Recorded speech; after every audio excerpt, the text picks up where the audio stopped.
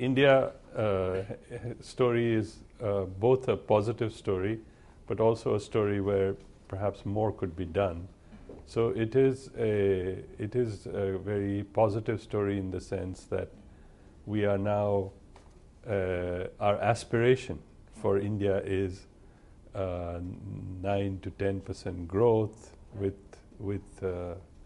faster reduction in poverty, and now also with sustainable growth. We are, as you can see, we are very disappointed. Most people are disappointed even with 6% growth. Right. So this, and a decade ago or 2 decades ago, we would have been thrilled with 6% growth. So clearly India's aspirations of its people, of its policymakers, of its media, of everybody that discusses these issues clearly has changed. And what is also, I think, very interesting to me is that we used to have fast-growing states in Western India and mostly in South India. Right. And we had the so-called Bimaru states. Right. But if you look at the growth rate now of the so-called Bimaru states, they have also picked up very substantially. If you look for a decade now, from 2001 to 2010, actually the Bimaru states have grown as fast as the fast-growing Western and Southern states. And if you look on the last 5 years, they have actually grown faster. What is true is that our growth could be much more employment intensive. We have had fast growth, but our employment intensity, that is how many jobs are being created for each percentage GDP growth, is much lower than other Asian countries, considerably lower than China, for example. Okay.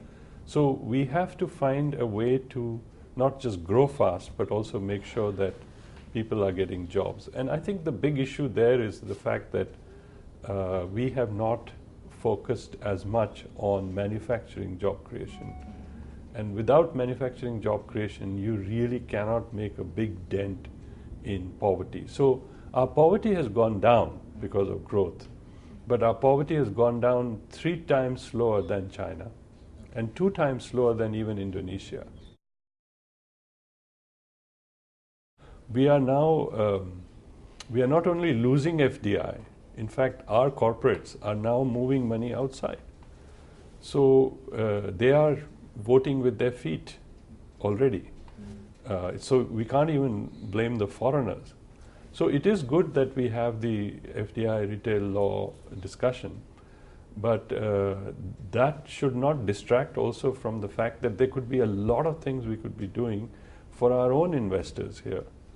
That could, retail is not such a complex technology. Many of our corporates could also be going into retail investment. The current law itself is, okay, it protects people who are in this organized sector only, right?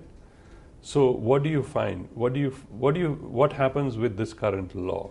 It's not that the bulk of your labor force, which is connected to manufacturing, is being protected at all, because you have then subcontracting going on, right? So, and we have the largest, if I just look across Asia, the largest amount of, if you look at your labor force, we have this category called casual labor. 30 to 40% of our labor force in manufacturing is still casual labor. So we have a very large sector which is, despite all the laws, unprotected. They are given a contract for a certain number of times, and just before they would become eligible for any benefit, the contract is ended, and then they are recontracted a few days later for another period, right? So the current law is not really protecting our labor force. Yes, we should do more on this social protection systems. If we could bring that package, maybe that would help. But the current law is actually anti-labor in many ways, because it is making it more and more difficult for more investment to come, which will hire more labor.